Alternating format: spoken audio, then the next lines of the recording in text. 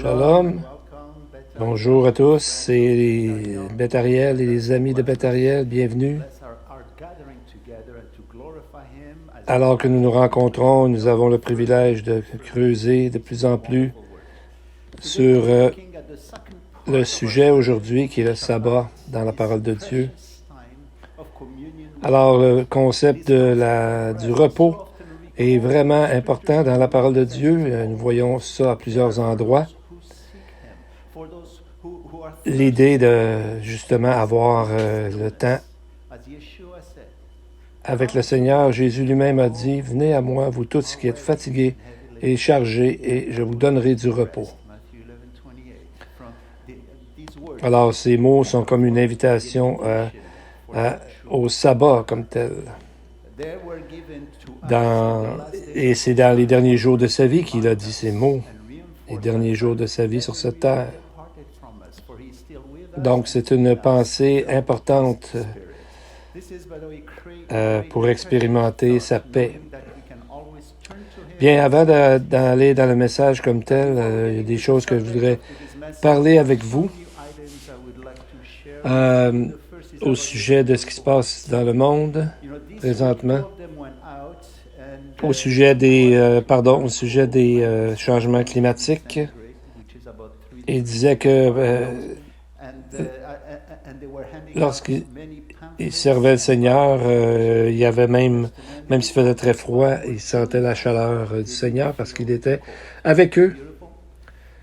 Je m'excuse, j'ai pas très bien compris le début. J'ai un problème de son ce matin.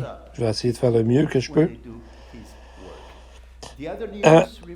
Dans le monde, on voit que il y a des choses qui se passent. Et vous savez, selon les prophéties bibliques, on voit que le monde va être divisé plus tard en 4 divisions majeures qui vont justement amener des guerres finales, surtout la guerre de Gog et de Magog. Ah bon, le son est revenu, ça devrait aller mieux. Alors, on a vu la semaine dernière comment la Russie, qui va être à la tête de la guerre de Gog et Magog, de la coalition qu'ils vont faire. La Russie a présentement 100 000 troupes au seuil du pays de l'Ukraine. En fait, il entoure tout le pays de l'Ukraine présentement. Cette semaine, les États-Unis ont répondu avec des sévères menaces si jamais la Russie faisait une invasion de l'Ukraine. Et même la Grande-Bretagne fournit des armes à l'Ukraine pour les aider à se défendre, même des armes antimissiles pour les aider au cas où il y ait une guerre comme ça. Donc, on voit que c'est comme les précurseurs des guerres finales qui vont arriver, qui vont amener la seconde venue de Christ. Je m'excuse, ce matin, j'ai vraiment des problèmes d'ordinateur, alors ça devrait aller. On a entendu, il y a aussi la Chine qui s'enligne vers et qui fait des choses au niveau de leur armée. Mais nous savons qu'un jour aussi, l'Antichrist va arriver, selon le prophète Daniel, à être à la tête de cette coalition contre eux. Et on voit sur l'écran, en Suède, ils ont commencé à mettre une chip dans la main comme ça, juste pour pouvoir avoir un passeport vaccinal à cet endroit. Donc on voit c'est une nouvelle chose, mais cette technologie, en fait, ce n'est pas nouveau. Parce que ça fait un bout de temps qu'en Europe, ils utilisent ça pour remplacer des clés perdues ou pour prendre le train ou des choses comme ça. Et ce qu'ils veulent, en fait, c'est qu'un jour, ça vienne qu'à remplacer les cartes de crédit. Parce que le monde perd tellement d'argent à travers avec les cartes de crédit. En 2020, il y a eu encore de plus en plus de cartes de crédit volées, etc. Donc, c'est une perte de presque 29 milliards en 2020. Et ils disent que les problèmes de cartes de crédit ont augmenté de 48%. Donc, ils pensent que d'insérer une chip comme ça serait solution au problème. Pourquoi je parle de ça?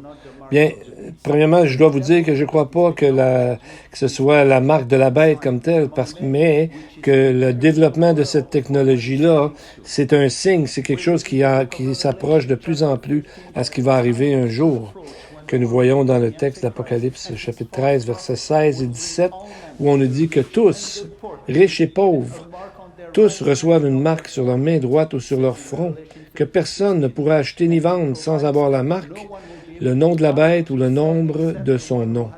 Donc, on voit qu'aujourd'hui, la technologie existe déjà. Encore, cette microchip nous aide à voir le développement éventuel de cette méthode qui va arriver après l'enlèvement, c'est ce que nous croyons. Et les gens, à ce moment-là, qui seront restés là, vont faire face à un pas de foi, de loyauté spirituelle crucial. Et ils disent que probablement en 2023, le monde occidental va expérimenter, finalement, qu'ils disent, une société sans besoin d'argent comptant. Il n'y a pas longtemps, je suis allé acheter quelque chose et lorsque je suis arrivé, j'ai payé avec $2, 2 billets de $20 et la caissière était étonnée et elle a dit « Oh, on dirait que même qu'elle ne savait pas trop comment faire avec la caisse qu'elle avait pour accepter de l'argent comptant. » Donc, on voit que ça s'en vient, que ça va être remplacé, tout ça, par carte de crédit et éventuellement par quelque chose qui vont vouloir nous rentrer dans le corps pour empêcher, pour aider à vendre et à acheter pour que la prophétie puisse s'accomplir. Alors, comme notre tradition, prions maintenant pour nos enfants ensemble. Now, before we look at this great subject of the Shabbat, let us first do the blessings on our children. If you have your children next to you, bring them close to you. If not, just think about them. Shema Yisrael Adonai Eloheinu Adonai Echad. Baruch Shem Kevod Malchuto Le'olam Va'ed. Blessed be his name, whose glorious kingdom is coming and is forever and ever. Heavenly Father, we are here today with open hands and open hearts, lifting up our children to you so that you guide them, strengthen them, and protect them. Help them to come to you for guidance, provision, and protection. May nothing separate them from you. Blessed be your name, for we know as parents that you love and cherish our children, our families, even our parents, more than we ever can. And so we take comfort of your presence in their lives. All this we pray. And to the name of one sitting at your right hand, Yeshua HaMashiach. Amen and amen. Bien, ensemble, aussi, citons la parole de Dieu comme on a commencé à faire, alors qu'on ouvre la parole de Dieu. Béni sois-tu, ô Éternel, ô Éternel notre Dieu, Roi de l'univers, qui nous a donné la parole de la vérité et qui a semé la vie éternelle parmi nous. Béni sois-tu, ô Éternel, qui nous a donné les Écritures. Amen. Amen. Bien, regardons le texte de Lévitique 23 et approchons-le de façon comme Paul a dit à 1 Corinthiens 8:2. Si quelqu'un croit savoir quelque chose, il n'a pas encore connu comme il faut connaître. Et spécialement vrai est cette citation lorsqu'on vient à étudier le sabbat. C'est vraiment un sujet large qui nous laisse avec quand même des questions qui ne sont pas répondues, mais on a quand même assez d'informations pour réaliser la profondeur et l'importance du sabbat. Dans le mot sabbat comme tel, qui veut dire repos, est mentionné 111 fois à travers les Saintes Écritures, dans la loi, les premiers 5 livres de Moïse, dans les prophètes, dans les écrits, et aussi, bien sûr, dans la section, comme on l'a dit, des prophètes. Donc, c'est un temps précis que Dieu a créé. Le sabbat est tellement important que selon la loi mosaïque, Exode 31:14 dit « Vous observerez le sabbat. Celui qui profanera le sabbat sera puni de mort. Celui qui fera quelque ouvrage servile en ce jour-là sera retranché du milieu de son peuple. » Donc, on voit ici combien le sabbat est important. En plus, nous nous rappelons que durant la diaspora des 70 ans, qui a commencé le temps des gentils, selon ce que Jésus a dit, c'est à ce moment-là qu'Israël a perdu la juridiction sur le temple et cet endroit où était le temple. Cette situation continue encore aujourd'hui. Mais cette diaspora, qu'on appelle aussi le temps des gentils, a été déclenchée parce que la nation juive, à ce moment-là, les Israélites, n'ont pas suivi les règlements du sabbat au sujet de la loi. Vous allez trouver ça dans 2 Chroniques 36, verset 21. Donc, le pays a été désolé par 70 ans selon les 70 sabbats d'années qu'ils n'ont pas fait. Pendant ces années-là, ils n'ont pas fait le sabbat de la terre. Donc, c'est pas étonnant que le judaïsme rabbinique a mis tellement d'importance sur le sabbat. Déjà au 1er siècle, ils envoyaient la grande importance. Et que ce soit dans les écrits de la mer morte ou dans la diaspora, les Juifs ont toujours mis le sabbat en très haute importance. Et c'est Flavius Joseph, l'historien du 1er siècle qui était juif, qui a écrit « Il n'existe nulle cité, grecque ou barbare, où notre coutume de s'abstenir de travailler le 7e jour ne s'est pas rendue. » Donc, on peut se demander aussi, c'est que pourquoi, après la création, Dieu le fait ce sabbat kadosh, qui veut dire de mise à part, comme consacré et mis à part des 6 autres jours. Mais ce qu'on peut se demander, c'est où était le sabbat entre la création et le Sinaï, et le moment où on a donné la loi. Est-ce qu'il y a quelque chose qu'on a manqué entre les deux?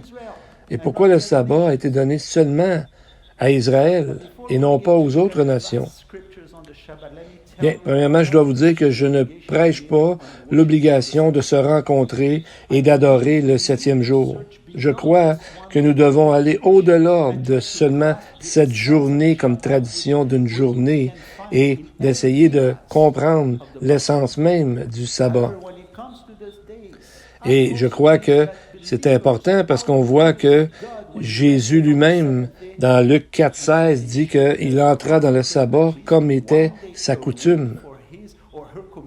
Donc, lui aussi faisait ça à ce moment-là de sa vie. Et même Paul aussi, on voit que Paul avait la coutume d'aller au sabbat, de faire le sabbat, d'aller à la synagogue à ce moment-là. Mais ce qu'il faut regarder qui est important, c'est le texte de Romains 14, 5, 6 qui dit ceci. « Tel fait une distinction entre les jours, tel autre les estime tous égaux. Que chacun ait en son esprit une pleine conviction, que celui qui distingue entre les jours agit ainsi pour le Seigneur. » Donc, ce journée-là peut être un vendredi, un samedi, un dimanche ou n'importe quel jour. Ici, à Beth-Ariel, on a choisi le samedi. D'autres églises choisissent le dimanche. Mais c'est un jour où on peut se ressourcer notre foi et profiter de notre communion avec Dieu et avec les autres. Et c'est un mot qu'on trouve assez dans les Écritures, Exode 31, 17.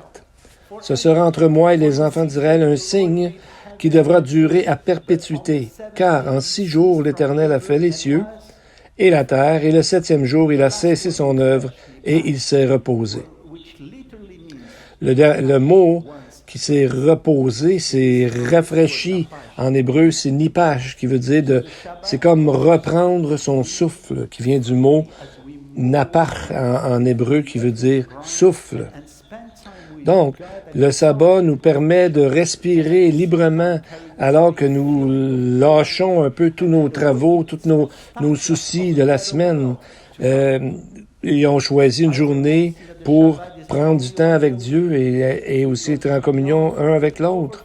Et en même temps, ça nous donne un temps pour être ensemble et une nostalgie, mais une idée et un espoir du meilleur monde qui est à venir. Donc, ce sabbat, c'est pas seulement une journée par semaine, ça devrait dépasser et toucher chaque minute, chaque moment de nos vies, alors que nous nous rappelons que notre salut est éternel et que ce que nous vivons ici sur Terre, c'est seulement temporaire.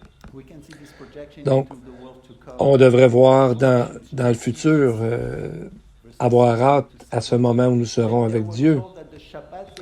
Et on voit un texte important dans Colossiens qui nous montre que le sabbat est un avant-goût du monde à venir. Colossiens 2, 16 et 17 qui nous dit que c'était l'ombre des choses à venir, mais le corps ou la substance ou l'essence est en Christ. Donc, si le jour du sabbat était l'ombre des choses à venir, qu'est-ce que ça veut dire aujourd'hui pour le croyant? Alors qu'il n'y a pas de commandement spécifique pour le sabbat dans le Nouveau Testament lui-même, non plus qu'il y a des lois du sabbat entre la création ou du Sinaï, mais l'essence même du sabbat devrait remplir nos vies d'hommes et de femmes qui veulent aimer Dieu et aimer les Écritures. Et c'est ce que nous allons voir dans le texte de Lévitique 23, versets 1 à 3. L'Éternel parla à Moïse et dit, « Parle aux enfants d'Israël et tu leur diras, « Les fêtes de l'Éternel que vous publierez seront de saintes convocations.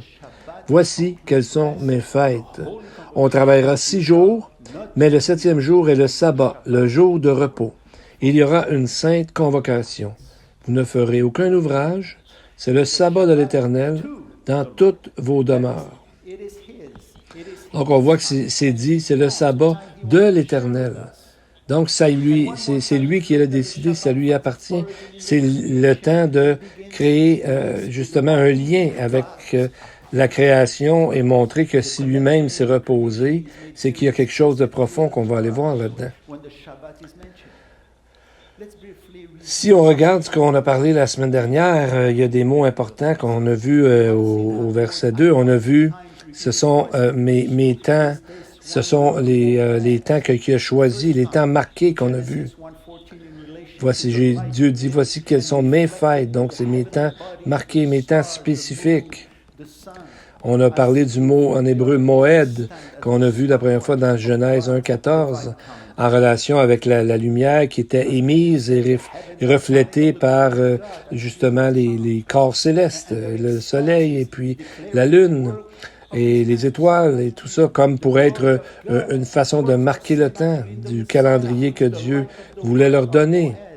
Un peu comme David a dit dans Psaume 19, « Les cieux racontent la gloire de Dieu et l'étendue manifeste l'œuvre de ses mains. » La gloire de Dieu et ses œuvres, on les retrouve dans le Messie qui est la lumière du monde, qui est notre moed, notre temps marqué, notre fête, et qui va jusque dans le sabbat et dans les fêtes d'Israël.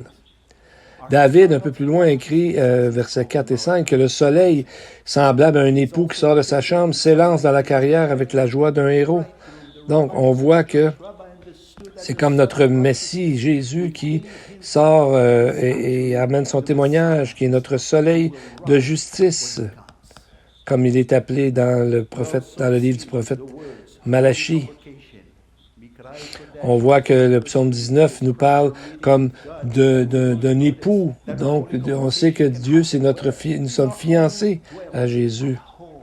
Donc, on voit aussi dans les mots une fête solennelle, une sainte convocation dans le verset 2. Et il parle aussi que ça doit se faire dans nos demeures. Donc, c'est d'abord là que ça doit commencer. Et on a parlé la semaine dernière qu'après avoir parlé du sabbat dans Exode 16 en relation avec la manne qui est un type du Messie Jésus-Christ. Donc, c'est ce qu'on va voir, les textes avec Exode 16 et Exode 20. C'est comme une coïncidence, mais dans la semaine dernière, on a parlé du paracha, qui est une portion de la loi qu'ils lisent dans les synagogues autour du monde lors du sabbat. Et on a vu qu'ils lisaient la semaine dernière le passage de Exode 16, ce qu'on avait étudié. Et aujourd'hui, ils vont lire ce qu'on appelle le parachat Yitro, qui est Exode 20, exactement comme nous allons parler aujourd'hui, qui est lié aussi avec les 10 commandements. C'est exactement le texte qu'on lit aujourd'hui. Et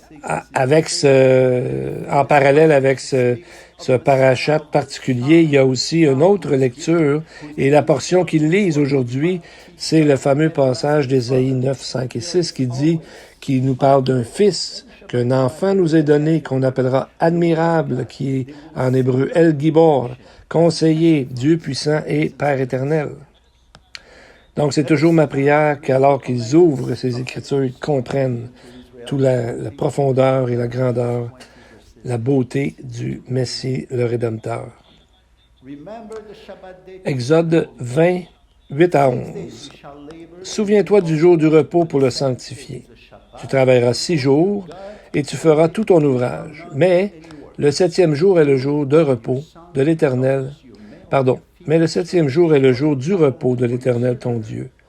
Tu ne feras aucun ouvrage, ni toi, ni ton fils, ta fille, ton serviteur, ta servante, ton bétail, ni l'étranger qui est dans tes portes. Car en 6 jours l'Éternel a fait les cieux, la terre et la mer et tout ce qui s'y trouve, et il s'est reposé le 7e jour. C'est pourquoi l'Éternel a béni ce jour de repos et l'a sanctifié. Mais si on regarde, le commandement commence par les mots « Souviens-toi du jour du repos ». Il y a un rabbin, Rashbam, qui était le petit-fils de l'autre rabbin, Rashi, qui a écrit « Ce souvenir implique une connaissance de quelque chose qu'on avait dans le passé ». Donc, certains ont compris ce mot comme n'étant pas un nouveau commandement, puisqu'il était déjà mentionné avant Exode 16, dans la création. Donc, le mot « se souvenir » fait simplement nous rappeler ce que le sabbat vraiment met l'emphase sur quoi? C'est, dans le fond, notre salut, notre rédemption, notre réunion avec Dieu. Donc, ce qui nous amène au futur, à un monde à venir qui est là. Et on voit que les jours et les mois, ce sont des chiffres. On dit tel jour, tel mois. Ce n'est pas des noms. Mais maintenant, les mois dans le calendrier juif actuel utilisent des noms comme Nisan, Tishri, Tammuz, mais ça, c'est des noms que les Israélites ont amenés avec eux lorsqu'ils sont revenus de la captivité à Babylone en 516 avant notre ère. Et donc, ils ont adopté des noms. Mais dans la Bible, à l'origine, c'était des chiffres et non des noms. Mais pourquoi c'est important de mettre des chiffres sur les jours et les mois? Peut-être pour se rappeler le nombre de chaque jour, le premier jour, le deuxième jour, afin d'arriver à garder, à se rappeler du jour du sabbat, le 7e jour, qui veut dire, dans le fond, donc c'est comme dans la semaine, on a hâte justement au jour où enfin on va pouvoir prendre un break, un congé avec le Seigneur pour pouvoir respirer en la présence de Dieu, avoir une communion avec Dieu. C'est la même chose quand on voit les mois hébreux au début. Le premier mois, c'est le mois de la Pâque. Et donc, c'est le premier mois, bibliquement, du calendrier qui devrait être. Même si la tradition juive a changé ça, le premier mois, dans la Bible, c'est avec la Pâque que ça commence. Et maintenant, on va faire le parallèle avec les jours de la création, on dirait que Dieu dans certains textes, on dirait que Dieu a travaillé pendant 6 jours, mais pourquoi que s'il peut tout créer à partir du néant, il a fallu qu'il se repose, alors qu'il aurait pu tout le faire d'un coup? Est-ce que ça pourrait être pour nous donner un exemple à nous, qu'on a besoin et de travailler et d'avoir un repos? Il a créé le monde en donnant un exemple pour nous. 6 jours, on travaille et une journée, on se repose, on a une journée de sabbat, une journée de repos, de communion avec lui. Et c'est pour ça que Jésus a dit souvent, le sabbat a été fait pour l'homme et non pas l'homme pour le sabbat. Donc, pas l'inverse. C'est souvent ce qui a été fait dans le monde qu'on connaît. Donc, on voit que ça a été bien difficile pour plusieurs rabbins et le judaïsme traditionnel qu'on connaît aujourd'hui. Et on voit qu'ils ont comme idolâtré et ont mis tellement d'autres lois qui ont rapport avec le sabbat, des concepts complètement étrangers à l'idée du sabbat comme tel. Donc, c'est pour ça qu'aujourd'hui, pour plusieurs personnes détestent le sabbat parce que ça a l'air tellement compliqué, tellement dur à porter. Mais si on regarde dans Genèse 2:2, si on regarde le texte comme il faut, c'est marqué « Dieu acheva au 7e jour son œuvre qu'il avait faite, et il se reposa au 7e jour de toute son œuvre qu'il avait faite. » Mais si on regarde comme il faut, ce qu'on peut voir le problème, c'est que c'est dit que Dieu a complété son travail le 7e jour. Ça veut dire, on dirait que ça veut dire qu'il a travaillé aussi le 7e jour. Un rabbin fameux, Rashi, a noté ça, il a dit ceci, on dirait qu'au moment où il finissait l'œuvre de la création, c'était déjà le 7e jour. C'est ce que le texte hébreu amène à penser. Et même ceux qui ont traduit la Bible, vous savez, en grec, par 70 rabbins qu'on appelle la Septante, au 3e siècle avant notre ère, ont changé le 7e jour pour le 6e. Ils ont écrit « Et Dieu termina son œuvre le 6e jour, et il cessa le 7e jour pour arrêter le sabbat. » Donc, ils ne pouvaient pas trouver comment en arriver à voir que Dieu avait pu travailler le 7e jour. Pourtant, Jésus nous répond à ce sujet lorsque dans Jean 5, après qu'il ait guéri un homme malade et que les chefs religieux l'aient accusé de briser le sabbat, qu'est-ce qu'il leur a répondu? Jean 5, 17, il a dit « Mon Père agit jusqu'à présent, moi aussi j'agis. » Il leur dit au fond qu'ils sont tellement pris dans leur loi faite par les hommes eux-mêmes qu'ils ont passé par-dessus le fait que Dieu lui-même ne s'arrête pas au sabbat pour faire des miracles et guérir des gens. Satan n'a pas de sabbat, le mal n'arrête jamais, et c'est pourquoi les sacrificateurs au temple n'arrêtent jamais non plus. Ils font toujours des sacrifices le sabbat. Et ils ont aussi oublié, ces gens-là, les chefs religieux, que la circoncision est permise le jour du sabbat. Donc, il y a des choses qu'ils laissaient faire et d'autres non, parce qu'ils avaient ajouté plein d'autres lois pour les lois d'hommes. Donc, on voit que le Père et le Fils sont toujours en train de travailler pour sauver des âmes, 7 jours sur 7, 24 heures, incluant le sabbat. Et ironiquement, c'était durant le moment du sabbat qu'on va trouver le plus de sacrificateurs présents dans le temple de n'importe quel autre jour. Premièrement, il y avait 2 sacrificateurs de plus pour changer les pains. En plus, c'était au sabbat que les sacrificateurs faisaient une rotation pour travailler. Il y en a qui faisaient les sacrifices du matin et l'autre les sacrifices du soir. Donc, il y avait beaucoup de travail qui se faisait durant le sabbat.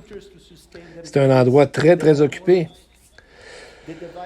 C'est pour ça qu'il y a un monsieur, il y a un écrit dans le Talmud qui se plaignait de ça en disant que ceci, les lois du sabbat, les offrandes des fêtes et les sacrilèges, les sacrifices, voici comme elles sont comme des montagnes qui tiennent à un fil, car elles ont peu de versets des Écritures pour les soutenir. Donc, il y a des gens qui avaient vu qu'il y avait plein de lois qui avaient été rajoutées, mais il n'y avait pas d'Écriture derrière pour prouver leur point. Donc, eux autres, ils avaient divisé les lois en 39 divisions, et chacune des divisions disait qu'il y en avait 39, donc on avait quelque chose comme 1500 lois additionnelles. Mais qui sait le montant exact? En fait, une seule addition à ce que la Bible dit, c'est déjà trop. Donc, on voit ici en avant sur l'écran les commandements qui sont divisés en 2 parties. Et ça, il y en a 3 pour Dieu et 6 pour l'homme. On voit que 3 est le chiffre de Dieu qu'on voit dans la Bible et 6 est le chiffre de l'homme. Donc, on voit que ça va beaucoup plus loin que juste un repos de 6 jours. Le sabbat est entre les deux, comme un lien, comme un pont qui est à renouveler chaque semaine, mais qui va bien au-delà d'un repos de seulement 24 heures. Et donc, si Dieu a donné le sabbat à la création, comment se fait que on n'entend pas parler de ça entre Genèse et le texte dans Exode 20, et pourquoi ça a été donné seulement à Israël? Comment une idée si importante n'est pas trouvée entre la création et ce moment-ci au Sinaï, au mont Sinaï. Aujourd'hui, on a lu tantôt dans Colossiens que c'est le jour du sabbat, c'était l'ombre des choses à venir, mais le corps, la substance ou l'essence est en Christ. Alors, qu'est-ce que le sabbat, où est-ce qu'il nous emmène et comment peut-on trouver le corps ou la substance en Jésus-Christ? Donc, ça nous emmène au cœur même du Nouveau Testament. On va commencer par regarder les psaumes qui parlent du sabbat. On en a parlé, les a chantés tantôt, on les a lus plutôt au début de notre culte ce matin. Et ces psaumes-là nous parlent, dans le fond, de notre rédemption passée et future. Et ça nous donne une grande anticipation, une grande hâte de voir le fameux prochain monde. Pardon. Et c'est avec les 10 commandements qu'on voit un fameux psaume de sabbat, c'est le psaume 92. Il y a des gens qui disent que c'est Moïse qui l'a écrit, d'autres disent que c'est David, mais des écrits des anciens commentateurs juifs dans le Targum qui parle des psaumes dit que ça devait être Adam lui-même qui l'a écrit après qu'il a vu la grande œuvre de création de Dieu. Mais dans la réalité, on ne saura peut-être exactement jamais d'où l'origine est venue de ça. Mais on voit les psaumes sur le tableau qu'on pourrait lire pour voir vraiment ce qu'est le sabbat. C'est les psaumes 24, 48, 82, 94, 81, 93 et en finissant par le psaume 92 qui parle lui-même totalement du sabbat. Donc on peut les lire dans cette chronologie-là, ça va nous donner une grande idée de la profondeur du sabbat. Et c'est un des psaumes bien importants et ça commence par « Il est bon de louer l'Éternel », parce que c'est ça même l'essence du sabbat. Et on avait appelé ce psaume-là, qui est un psaume pour le monde à venir, car ce jour sera un sabbat complet et un repos éternel.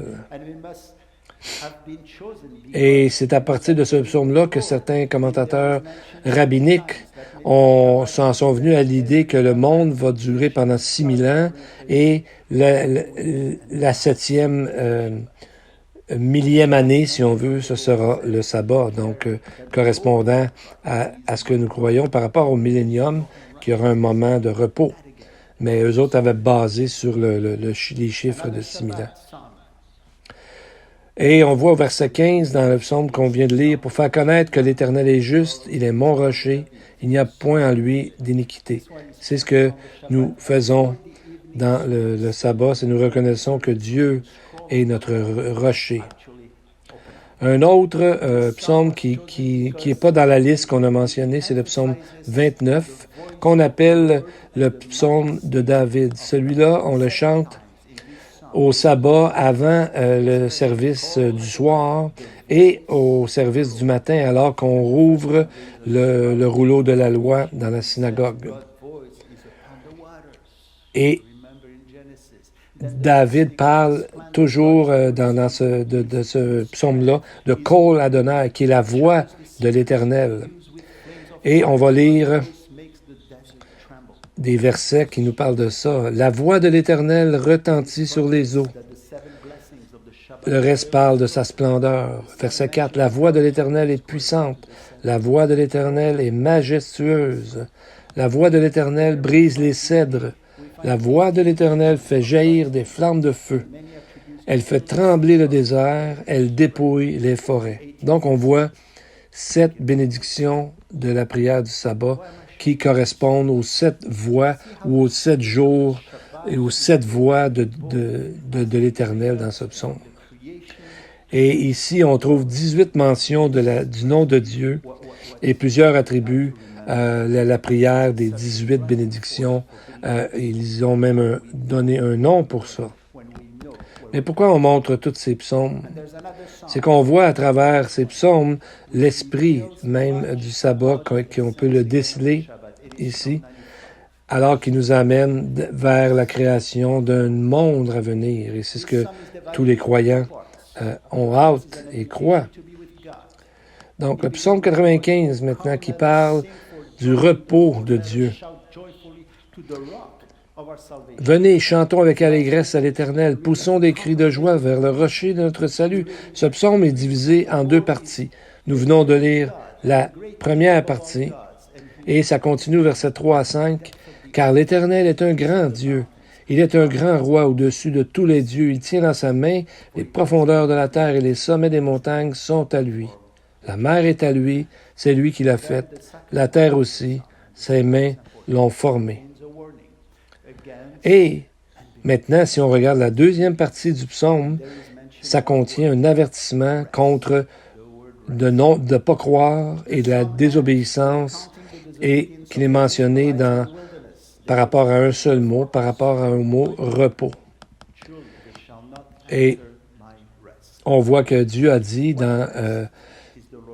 on voit au verset 11 que ce que Dieu a dit, « Alors j'ai juré dans ma colère, ils n'entreront pas dans mon repos. » De quel repos est-ce que l'Éternel Dieu parle-t-il ici? Un repos qui est encore futur, un repos qui va nous emmener directement au ciel, un autre repos, le sabbat de tous les sabbats qui attend tous les croyants. Et c'est dans ça que nous avons hâte. Et nous voyons, pour citer Hébreux 3 à 4, il y a beaucoup de textes à lire, mais on va lire quelques-uns dans Hébreux 4.4, qui nous rappelle ce qui a été dit dans Genèse 2.2. « Et le 7e jour, il se reposa de toutes ses œuvres. » Et ensuite, il fait un lien au verset 9 et 10 avec ceci. Le texte dit, « Il y a donc un repos de sabbat réservé au peuple de Dieu. Car celui qui entre dans le repos de Dieu se repose de ses œuvres, comme Dieu s'est reposé des siennes. » Donc, on voit que ça nous emmène vers un temps futur, un temps où nous serons enfin avec Dieu dans l'éternité, dans le ciel. Donc, on voit que les gens qui ne veulent pas croire ne peuvent pas entrer dans le repos de Dieu. Donc, on voit que toujours dans le livre des Hébreux, on voit dans le chapitre 11, où nous parlons d'une nuée de témoins. Autant dans le psaume 95 que dans Hébreux 3, il nous est dit que les gens qui ne pouvaient pas expérimenter les bénédictions du sabbat, c'est qu'ils avaient un cœur mauvais et incrédule, Hébreux 3.12. Et dans le chapitre qu'on appelle le temple de la renommée des croyants de l'Ancien Testament, on parle des gens qui ont été tués de toutes sortes de façons à cause de leur foi, mais ils attendaient, ils croyaient, ils espéraient quoi? La cité dont l'architecte et le constructeur est Dieu lui-même. Donc, tous ces gens-là, dans l'Ancien Testament, Abel, Enoch, Noé, Abraham, Sarah, Isaac, Jacob, Joseph, les parents de Moïse, tous ces gens-là n'avaient pas la loi du sabbat, mais ils connaissaient l'importance d'avoir une communion avec Dieu, et ils avaient le repos de Dieu en eux parce qu'ils avaient compris l'importance de la relation, de la communion avec Dieu. Et vous savez, en passant dans la nuée de témoins, il y avait un Rahab qui n'était pas parmi les Juifs, qui ne connaissait pas la loi mosaïque. Donc, on voit l'importance au-delà de la loi et de tout ça, c'est la communion avec Dieu, et c'est l'essence même du sabbat. C'est l'esprit du sabbat qui est dans le cœur de ces gens qui étaient là même avant que la loi soit développée, soit annoncée. C'est quelque chose qu'ils avaient compris. C'est une façon de vivre. C'est beaucoup plus qu'un seul jour par semaine. C'est une façon de vivre. Il y a une interprétation sur le psaume 92 qu'on appelle une midrash. Quelqu'un avait posé la question, qu'est-ce que Dieu a créé le septième jour? Quelqu'un a répondu, il a créé le jour du sabbat que la nuit n'atteint jamais, car nous notons que pour chaque création dans Genèse 1, il est écrit, il y eut un soir et un matin. Mais concernant le sabbat, il n'y eut jamais de soir. Alors, la semaine prochaine, nous allons en parler d'une autre façon aussi. Nous allons amener d'autres choses. Mais rappelez-vous ce que Jésus nous a dit. Venez à moi, vous tous qui êtes fatigués, chargés, et je vous donnerai du repos. Le mot fatigué et surtout le mot chargé ici, l'image de vraiment d'avoir des fardeaux, d'avoir des problèmes. Et ça a été traduit justement d'avoir des fardeaux. Vous savez, comme quand Jésus a dit que son joug à lui était doux et léger. Donc, parce que c'est pas le joug du monde, du système du monde, mais d'avoir une relation avec Dieu. Et peut-être que Jésus, justement, nous dit que le repos est en lui, parce que c'est lui qui a tout pris sur nous. Donc, la chose à faire, c'est de trouver le repos en Jésus, d'aller en lui pour trouver le repos. Prions. Let us give praise to God on high. He is blessed and is to be blessed. For no one is like you, for you are great in holiness and doing wonderful things. Blessed are you, O Lord our God, and the God of our fathers, the God of Abraham, Isaac, and Jacob, the God who is great, powerful, and revered, the God most high, the Lord of heaven and earth, our shield, and the shield of our fathers, the God who increases our faithfulness in every generation. Blessed are you, O Lord, for you are the shield of Abraham, and you are the shield of everyone who humbly comes to you with a repentant heart. And so, Lord, this morning we ask that you bless each and every one present here and each and every one who is listening or watching. Put your healing hand over those who are sick and who are looking to you for healing. Rest your spirit on those who are hurting, who are going through difficult times. Give them hope and joy. Rest your salvation on those who desire it and who are not saved yet. Let them come to see and to taste who Yeshua is. And to the congregation, the Lord bless you and keep you. The Lord makes his face shine upon you and be gracious to you. The Lord lift up his countenance upon you and give you peace.